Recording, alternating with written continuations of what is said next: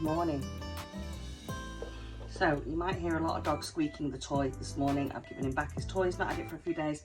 He's going mental. So if you hear the dog squeaking, my apologies. He's enjoying life, so that's cool. Now, Daniel uses this mould, and I've seen other people using this mould, and you know, make jewellery, make this and that and the other. And I wanted to just do a quick video this morning because I saw inspiration on the internet, and forgive me because I can't remember the lady's name. I did post a TikTok and Instagram already, and I quoted her name in it. I just offhand this morning, I can't remember it for the life of me, so my apologies. But I was inspired by the work that she did the tutorial on. It was done about a year ago, I think, from memory, and I wanted to try and do it myself, and I did, and I did my own interpretation of it. So it's similar, but it's different. Wait, stop it. This is what I'm going to deal with this morning. Sorry. Right, shush. I'll shut the door a bit. All right, so I've had a hip injection the last few days, and so I've not been mobile. My dog has been very calm. This morning I gave him his toy so he could have a bit of activity, and he's a happy boy today. So I'm not going to tell him off for what he's doing because he's not being naughty. He's been very good for me. Anyway, let's get back to this. So I was inspired, so I'll show you what I did. So this is what I did, and for some of you may have already seen a released video. This is not quite finished yet. I had to stop because I couldn't sit after my injection, so I had to stop. So it has not had any resin on the board, it's just painted at this stage.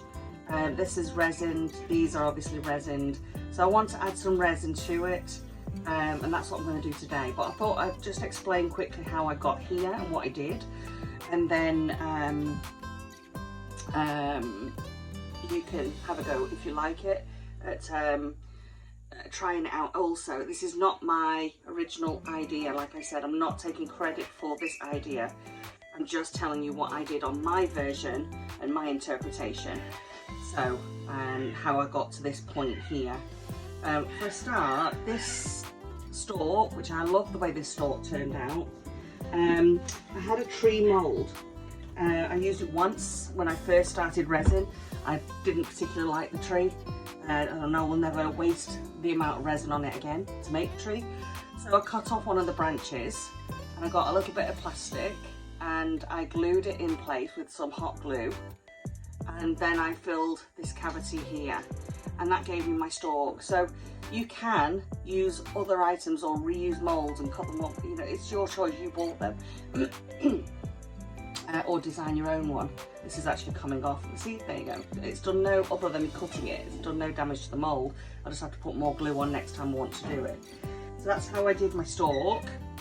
The leaves here, I took off, I had a vine, oh, let's get the vine out because it's covered.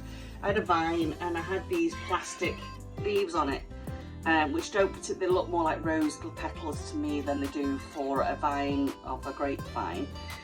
So I got my resin, I let it thicken, I had different shades, and I painted over the tops of them, and also cut them into the shape that I wanted because I wanted love heart shapes.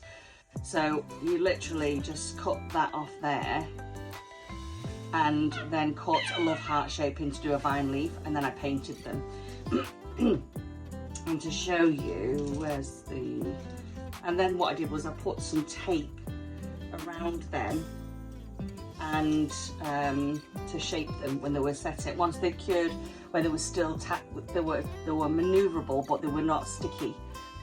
So this one's had tape on it around their base here, so that's got a different shape. And you can see, where's the camera? I'll put this light on, see if that helps. Not really. Anyway, so you can see I got different colours on there. This one I've had tape on, screwing it up here, so it looks a bit more natural. They do go hard, and then they have the different coloration of the resin to make it look a little bit different, more like a vine leaf. So I did several of them. I also poured on a piece of greaseproof paper, just puddles of the colours and mixed them and let them set, and then when they were manoeuvrable I did the same thing with the tape. So I bent them into a shape, and these will also be for a different interpretation of leaves if I wish to do so. That's what I did with these two here. These are slightly, I used the mould that Daniel Hooper uses, and lots of other people use it too. Let me just move that out of the way. Right. And I'm always looking, move that out of the way. I'm always looking what to do, because I don't do a lot of jewellery. I'm not very good at it, and I certainly don't sell it. I do what makes me happy. That's what I do, because that's how I create. So I've been for a long time, you know, making pieces like this with leftover resin, and I always have, I've got a huge collection of bits and bobs that I make over time, you know. I think, what am I going to do with them? What? Because it's a waste, you know, but they're there. And that's what these pieces have all been, leftover wasted resin, right? So as you can see here, I've got a lot of them. So it was nice to find a use for some of them. That's beautiful. The colour is rubbish. So yeah, it was really nice to find a use for some of these. Put these down. Go down, go down. And put them away. So I thought I'd share that with you. So don't waste your things, because you know you can get inspiration and then create something that's useful. In my opinion, I love this. So I've just used a variation of different colours, and in my collection I had like the purple I would use in different sizes, as you can see, the dark blue but transparent. I think that one's Bondi. I think that one, or is that one? Bondi blue. I think that's Bondi blue. It's transparent. That one's not. What blue was that one? Because it was dark blue. Well, that's the Midnight Purple. Anyway, I can't think what it was offhand. It might have been Midnight Purple, actually. So anyway, I've got variation, different colours, and then I've got diamantes and different size diamantes. So I've got different ones in there for the little droplets. I think a lot of these will get lost when I pour the resin over. I think you're not going to quite see what they are. They're going to look more like little bubbles of dewdrops or something when I pour resin over it. But that's my intention today. And then what I'm going to do, I think, is not just leave the string like this, because it just looks a bit cheap, but I'm going to see if I've got some string that I can wrap around the handle a little bit. I've seen that on her video, and it was really lovely.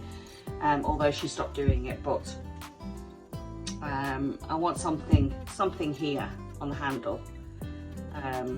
So I want to coat it, because these are all placed into place, and then I used the E6000 glue just to place them into place, and trust me, that was tricky. The actual grapes were fine, they were great to get on, no bother at all. The leaves, where you want them, because I was still bending them at the stage, and as you can see, they've only got a light coat on them, so they are still, some of them are soft, these ones are not, these are solid. So getting them to bend where I wanted them to stay and then stay in place, that was tricky. But I managed it, and I'm happy with the placement. I just need to give it a top coat over it now. I'll give you a rundown of how I've got to this point, because I didn't film it, because it was a trial, I'd never done it before. And as it happens, I really love the way it's turned out. I've got a lovely little love heart there that matches in with the shades of the colours. So I'm really happy with the way it turned out, really, really happy. And yeah, I think I will do it again, yes. I don't do many things multiple times, because I like to try new things and, you know, and get inspired by all you lovely people out there. And then I like to try and show you my interpretation. So I don't always have my own ideas. I do have my own ideas, but sometimes, you know, it's really lovely that we have our network on YouTube or on different social medias that we can draw inspiration from and get our creativity buzzing. I love it, love it. So, and this one was just this one did it for me, so I'm really happy. So I'm going to do that today. That's what I'm going to do, so I'm going to come back to you shortly. So this one is Timber Set by Composite Warehouse in Perth, Australia. I do really like it. It is a thinner viscosity, and so it does release bubbles really well. Really well, but I really like it a lot. I've still got some of the Crystal Set, and I have been referring to the Timber Set because it seems to harden faster. You can unmold it slightly faster, in my opinion, but it will be softer, take a few days to fully harden. But when you are like bending resin and doing this, it makes life easier because you can manipulate it, in my opinion, better. So I am really loving the Timber Set. I wasn't intentional on going on to Timber Set. I was always going to stick with Crystal Set because I love Crystal Set a lot. Again, it releases bubbles really well, so if you can get Crystal Set, go for it. It's really good. But anyway, this one is, I've put him in his crate and he's now letting me know that he's not happy about being in his crate for a minute while he calms down a bit. So as you can see, I'm mixing the two parts here, and yes, I am not going slow. And I don't go slow, I never do. This is what I do. Don't follow my mixing instructions. This is not a mixing video. You follow the instructions for your resin in your area, for your weather conditions, and you do what the company recommends, because I don't want to be blamed for your misinterpretation of your resin and how it works. This is how I do things here in Perth. I know my temperature, I know how it works. I've been playing with it a lot. I don't stress about the bubbles. I see so many people, I keep saying this, so many people go, you have to mix it really slowly so that you don't incorporate bubbles. I'm fine, if you're going to do a clear see-through piece and you don't want micro bubbles, then, you know, do whatever it takes to mix it with no bubbles or with as little bubbles as possible. But for what I do, where I'm not doing that, I'm adding colours, I'm adding pigment, I'm adding glitter, and I'm adding, you don't see the micro bubbles. So I don't see the point of mixing really slowly. I'd rather have a really, really good mix than a mix that is compromised, you know, or could be compromised. So, and then what I do is once I've mixed it for the required time, I scrape down the sides. I do everything else that everybody else does. I just don't bother about the bubbles in my setting.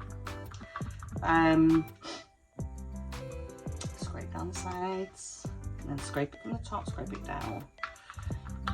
Pour some resin on. We get as much down so we don't get any soft spots. So I do all the same as everybody else. I just don't do the let's go really slow business, because it doesn't make sense to me. The minute that they add, you know, colour of any sort, tints, colour, glitter, you watch, especially micas, you watch how fast they mix. There's some in particular, it's hilarious to watch, actually, it's hilarious. And what I do is once I've mixed it, I've got a little radiator next to me, a little plug-in radiator.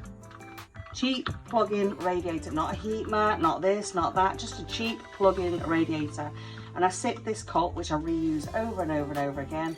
I only use it to mix in. It's a paper cup. It's gone hard with the resin. I don't wash it out. I leave it. It's only got clear in it anyway. And then I put this and rest it on top of the radiator. Put some heat into it, bubbles rise, and then it's good to go. And then I sit it, for things like the project I'm doing today, I'm going to sit it for a little bit anyway and let it thicken slightly before I use it. And this one's got, I think it's about a 45-minute work time from mixing. So you can see when it starts to thicken, it just prevents it from going everywhere. So I think we've had 3 minutes of stirring now. So anyway, this is what I do. I'm showing you what I do. Don't copy me. Make sure you've got your PPE on, your protective mask on. I have got a paper mask over me, not like the medical ones, but I normally have a respirator if I'm on my own, just mixing and playing the resin. It is a chemical reaction. No matter how many times I hear it's low viscosity, it's perfectly healthy, it isn't healthy. None of it is. So protect yourself out there, use the right PPE, and then you'll avoid having chemical reactions, or, you know, anaphylactic reactions or rashes. Protect your lungs, especially because you want to keep breathing for your family. So, all right. And that goes for your pets too, you know. If your dogs are around, you need to keep them safe, you know. This affects them just as much as humans. So, and I love my dogs, I sure do. So anyway, that's what I do for mixing. I thought I would include it in this video, I wasn't going to, but there you go. So if you can see, there's lots of bubbles in there, lots. So now I'll just pop that on top of my radiator for a minute or two. Or well, probably about a minute. And then I'll come back, I'll show you the bubbles. And if there's any residual that have popped up and they're on the top there, I just give it a quick alcohol spray. So we'll be back shortly. Right, let's get started. Now I don't want low, I want this more transparent than it is pearl. So let's get a little stick. So we'll start off with the tiny amount, because I don't want it overpowering the board, because I want the board, I'll show you, let me take it down, what I'm talking about. See how I have sanded back the paint here, so you can see bits of the wood? I don't want that covered, I want that still being visible. So less is more, as they say. And with these powders, they go a long way with the pigments and whatever they've got in them. So I'm literally adding a tiny amount. Let's just see how that looks. Because I only want to put like a shimmer to the powder. Now you see the mica, how it's plumped? See the spots of the mica? Right? So people, when you're mixing mica or powders into your resin, you need to give it a really good stir to make sure it's incorporated correctly. Otherwise you're not going to get the look that you want. So that's why it annoys me when people go really slow with the bubbles, and then it comes to mixing in their stuff and they're like, because you need to get it mixed right, and there's the bubbles. So was I concerned about the micro bubbles? No. Now that's got a nice little shimmer and it's still very transparent. So do I want a little bit more?